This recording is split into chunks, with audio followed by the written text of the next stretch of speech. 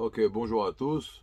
On s'excuse un petit peu pour le retard de ce matin. Nous allons terminer le Tanya d'aujourd'hui, donc le 17 Tevet 5780.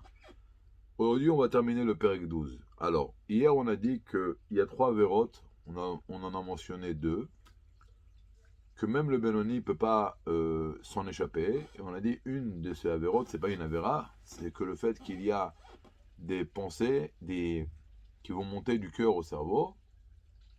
Et comme on a dit, le Benoni ne sera pas culpabilisé, ce n'est pas de sa faute, parce qu'il va les repousser immédiatement. Alors, qu'est-ce qui va aider le Benoni toute la journée à réussir à repousser les pulsions qui vont monter de son cœur au cerveau? Qu'est-ce qui va l'aider? Alors, au moment où il prie, vous vous rappelez, le Benoni, il a une réflexion sur la divinité tellement forte que son cœur, son âme animale s'endort. D'accord? Comme on a parlé hier, avant-hier. Et à ce moment-là, qu'est-ce qui se passe chez le Benoni? Dans son cœur, c'est exclu totalement, pas seulement dans la théorie, mais dans le sentiment, il ressent dans son cœur que c'est complètement exclu pour lui de faire une chose qui est contre la volonté de Dieu. Après la prière, dans son cœur, c'est plus exclu. Comme on l'a dit, après la prière, il y a une pulsion peut se réveiller dans son cœur et essayer de monter du cœur au cerveau. Quand ça arrive au cerveau, c'est repoussé. Pourquoi c'est repoussé? Parce que bien que dans le cœur, il a plus le sentiment que c'est complètement exclu de faire un péché, dans le cerveau, dans la théorie, c'est resté. Dans son cerveau, dans la compréhension, pour lui, c'est clair que faire une chose qui est contre la volonté de Dieu, c'est complètement exclu. Et cette décision forte qu'il a dans son cerveau, c'est elle qui va l'aider après la prière, au Benoni, bien que dans son cœur, il ne ressent plus cette chose-là, que c'est complètement exclu de faire un péché, puisque dans le cerveau, ça marche encore. Alors, quand le mauvais Hirura, il va monter du cœur au cerveau, dans le cerveau là-bas, c'est complètement exclu de faire une chose qui est contre la volonté d'Akadosh Baruch Hu, donc le Benoni va le repousser immédiatement. Ça ressemble à une sikha où le rabbi explique qu'il y a une halakha qu'on ne peut pas vendre une chose qui n'existe pas. Par exemple, j'ai un arbre et je te dis dans 6 mois, cet arbre-là, il aura des dates, donc je te vends les dates qui vont pousser dans 6 mois. Ça n'existe pas. Qu'est-ce qu'on peut faire? Je peux te dire, par exemple, regarde, je te vends l'arbre, par exemple, pour 6 mois, jusqu'à que les dates poussent. Quand les dates pousseront, tu les prendras et l'arbre, je le récupère. Ça s'appelle, je te fais, je t'acquis l'arbre pour ses fruits. Alors, on explique c'est quoi l'arbre? C'est les sentiments et l'intellect. Les fruits, c'est la pensée, parole et action. Acquérir l'arbre, c'est le tzaddik qu'il a fait. L'arbre, le tzaddik, il a donné l'arbre à Dieu. Donc, automatiquement, les fruits sont à Dieu. Nous, on a dit que le Benoni ne peut pas dominer ses sentiments et son sechel. Il n'a pas de dominance sur son. Il peut pas décider de ne pas avoir des mauvaises pensées qui vont monter du cœur au cerveau. Il peut pas avoir. Alors, qu'est-ce qu'il peut décider? Il peut dire à Dieu, regarde, les fruits, je vais te les donner. Comment? Je vais t'acquérir l'arbre pour les fruits. Parce que qu'est-ce qu'on a dit hier? Que quand le Benoni prie, il a une dominance sur son intellect et ses sentiments, comme un tzaddik au moment de la prière. Il est comme un tzaddik.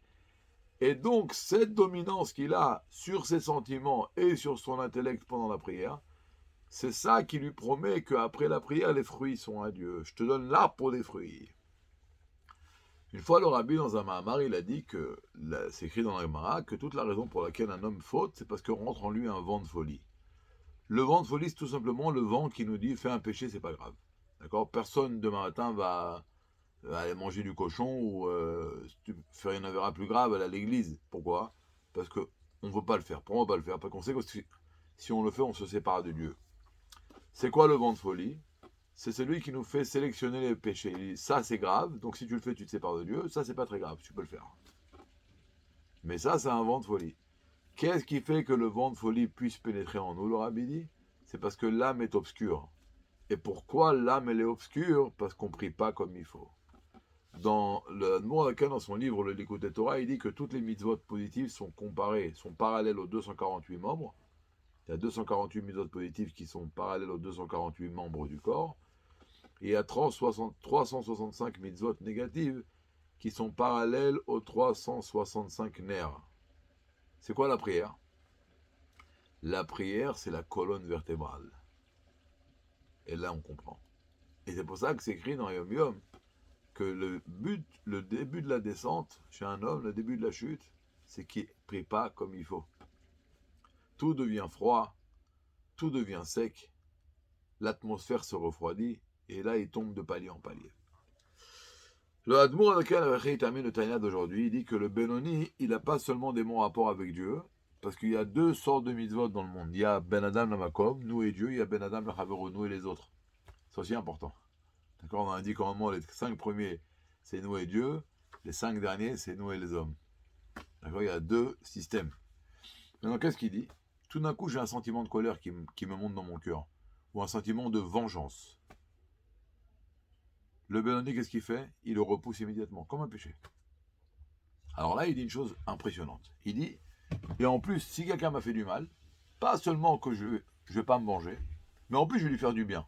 Alors là, la question, elle est, ok, quelqu'un m'a fait du mal, je ne vais pas me venger, je vais pas être en colère, waouh. Mais en plus, je vais lui faire du bien, comment c'est possible? Comment c'est possible? Alors, regardez ce qui se passe. La Mishnah, elle dit que tout celui qui rentre en colère, c'est un idolâtre. Pourquoi? Parce que dans la vie, il n'y a rien qui se passe si Dieu n'a pas décidé. Alors, on va faire en 2 minutes, on va faire la thèse. Il y a un homme qui s'appelle Shimon, il a mis une claque à David. Il a fait un péché, Shimon? Mais bien sûr. Bien sûr qu'il a fait un péché. Il n'a pas le droit de mettre une claque à lui, c'est un sourd. Il lui a fait un dommage, il lui a cassé quelque chose, il lui a volé, c'est un sourd. Mais ça, c'est le problème de Shimon. Avec tout ce que cela comprend, peut-être qu'il devra payer, il devra être jugé. Mais celui qui a reçu le dommage, il doit savoir que ça vient de Dieu. Shimon n'était qu'un envoyé de Dieu. Pourquoi Shimon? C'est écrit que quand Dieu veut faire passer des choses négatives dans le monde, il prend des gens qui n'ont pas de sruyotes. Shimon aurait pu refuser. Mais si Shimon n'aurait pas fait, alors c'est quelqu'un d'autre qui l'aurait fait, ça aurait été Rouven. Parce que Dieu, il a décidé que David doit recevoir un dommage. Donc moi, je dois savoir qui est-ce qui m'a fait ce dommage. C'est pas lui, c'est Dieu. C'était seulement un envoyé de Dieu. Encore une fois, ça ne veut pas dire qu'il n'a pas fait une chose négative. Mais ça vient de Dieu. Si je suis en colère, ça veut dire que je ne crois pas que ça vient de Dieu.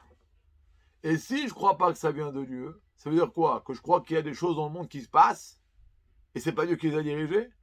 Donc 90% du temps, c'est Dieu qui dirige le monde, et 10% c'est pas Dieu. Le monde, il dirige tout seul. Les êtres humains, ils font des choses sans que Dieu l'ait décidé. Ça n'existe pas, ça. Ça, c'est Avodazara, c'est l'idolâtrie. C'est Dieu qui dirige le monde, à chaque seconde.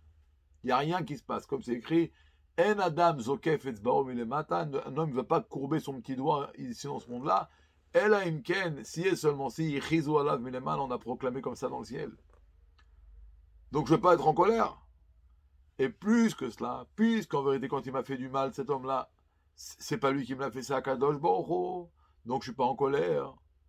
Peut-être je vais prendre en din Torah. Peut-être je vais faire tout ce qu'il y a à faire à Pi Halacha. Mais je suis pas en colère.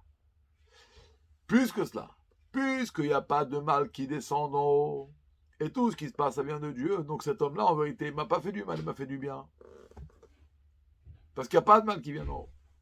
Et donc, puisqu'il m'a fait du bien, pas seulement que je ne vais pas me venger, pas seulement que je ne vais pas être en colère, pas seulement que je ne vais pas garder une rancune, je vais lui faire du bien. Alors dans la théorie, c'est extraordinaire, il faut qu'on y arrive dans la pratique. Alors on a appris 2 choses aujourd'hui. Il faut prier. Très très important. Alors prier, ça ne veut pas dire, comment je prie, je ne suis pas un tzaddik, non. Vous savez, rentrer dans la synagogue, éteindre, ou pas dans la synagogue, peu importe, éteindre le portable, fermer les yeux 2 secondes, et dire, la Shrina est devant moi, je vais parler avec Akadosh Baruch Hu. Et qu'on prie, avoir le sentiment qu'on parle à Dieu, et Dieu nous écoute, la Shrina est en face de nous, et prier avec un sentiment de ferveur, un sentiment de sérénité. Et cette prière-là va nous accompagner toute la journée. Et cette lumière de la prière va faire que, même après la prière, quand le cœur va se réveiller et va à nouveau développer des pulsions dans le mal, le cerveau du Benoni, puisque là-bas c'est clair que c'est complètement exclu de faire un péché, il va repousser cette mauvaise pensée avec toute la force, et comme ça il ne fera pas de péché. Donc une très très bonne journée, un merveilleux Shabbat, ou avant Shabbat ou après Shabbat si Dieu veut, nous continuerons le Tanya Et demain, c'est le Pérec 13 qui commence. Une très bonne journée, bonne préparation à Shabbat et beaucoup de lumière.